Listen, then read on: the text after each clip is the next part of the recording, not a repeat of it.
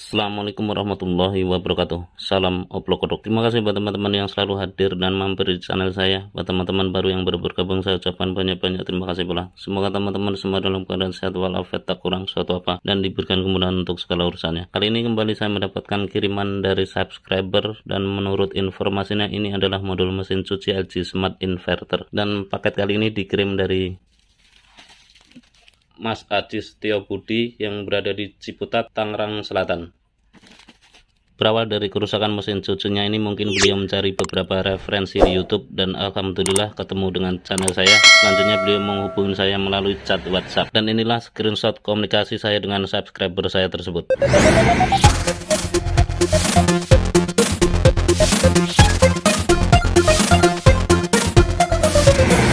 Buat Mas Aji yang berada di Tangerang Selatan, semoga beliaunya nonton video ini. Buat teman-teman baru yang baru bergabung, semoga ini bisa menjadi inspirasi. Tak lupa buat teman-teman yang selalu mengikuti channel saya, terima kasih atas kesetiaannya. Untuk lebih detailnya seperti apa, mari kita bongkar untuk paketnya. Lanjut.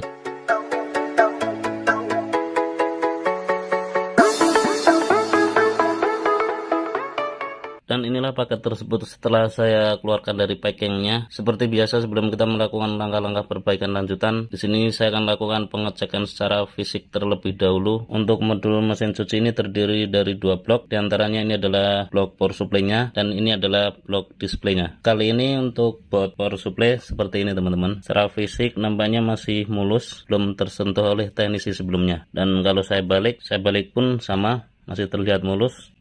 Selanjutnya untuk displaynya terlihat masih mulus juga, belum tersentuh oleh teknisi sebelumnya. Dan kalau saya balik pun sama, masih utuh. Untuk melihat jenis kerusakannya seperti apa, mari kita coba hidupkan untuk modul mesin cuci ini. Coba saya colokkan ke 220 volt AC, dan bisa teman-teman lihat untuk indikatornya nyala ya teman-teman, dan itu normal. Selanjutnya coba saya tekan tombol powernya.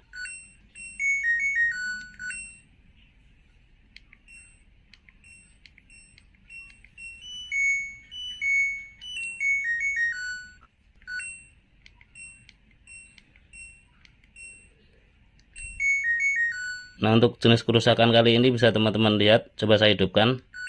Di saat saya hidupkan ini, untuk tampilannya itu seperti ini. Dan kalau saya tekan tombol yang lain, itu indikator LED yang di sini nih yang gerak ya teman-teman. Coba saya ulang. Nah, padahal saya mencet di sini, tapi yang gerak di sono. Begitu juga yang di sini pun sama.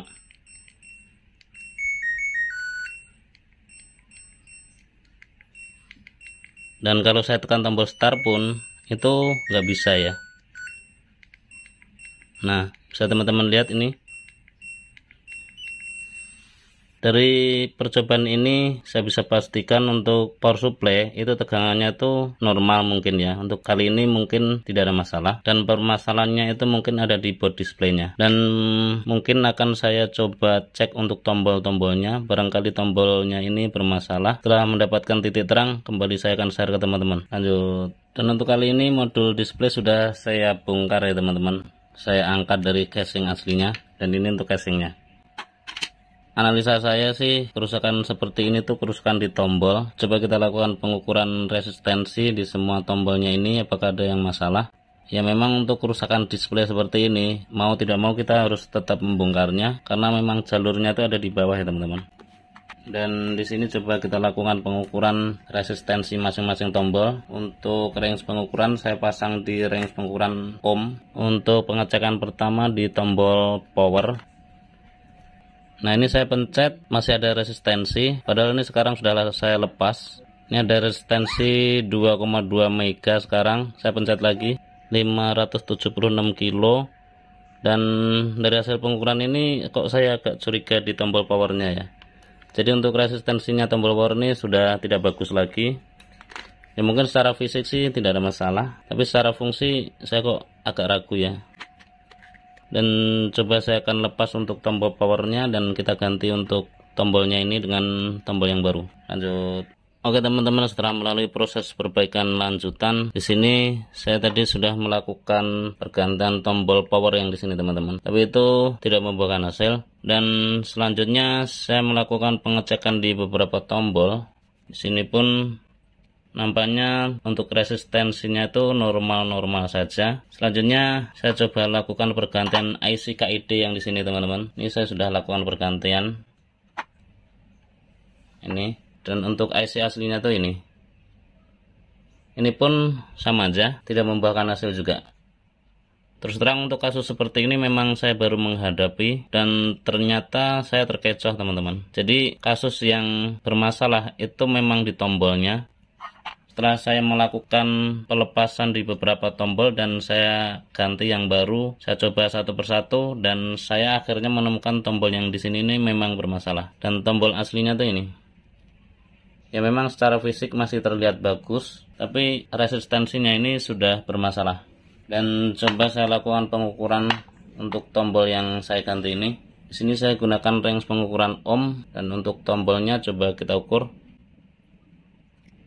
Nah, di sini bisa teman-teman lihat untuk tombol belum saya pencet, tapi resistensi di sini sudah menunjukkan 1,5 kilo ohm dan itu berubah-berubah. Kalau saya pencet, nah itu sekarang 1,6 kilo, sekarang 1,7. Nah sekarang 1,6 kembali, dan ini resistensinya tuh sudah berubah-berubah, terkadang bagus tapi sering tidak bagusnya. Dan untuk tombol kali ini saya sudah ganti. Selanjutnya saya pun mengganti kristal yang di sini teman-teman. Di sini saya sudah ganti kristal yang baru juga, dan kristal aslinya tuh ini. Dan setelah pergantian beberapa komponen tersebut, coba kita hidupkan untuk modul mesin cucinya. Saya colokkan, dan indikator sudah nyala, dan itu normal ya teman-teman. Selanjutnya kita tekan tombol powernya. Nah, bisa teman-teman lihat,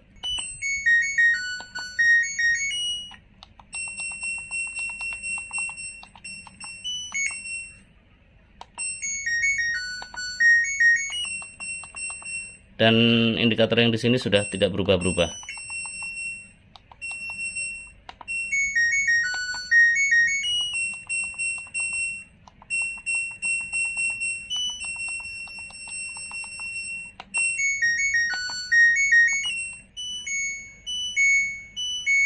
Dari sekian proses mungkin terkesan sepele, tapi apapun itu jangan pernah menyepelekan proses ya teman-teman. Terlihat sepele, tapi jika kita kurang teliti dalam pengerjaannya, itu akan menambah permasalahan baru. Terima kasih buat teman-teman yang sudah mengikuti tutorial ini dari awal hingga akhir. Semoga bermanfaat. Share ke teman-teman bila informasi ini dirasa penting dan berguna. Akhirnya dari saya, bila taufik walhidayah. Wassalamualaikum warahmatullahi wabarakatuh. Salam kodok.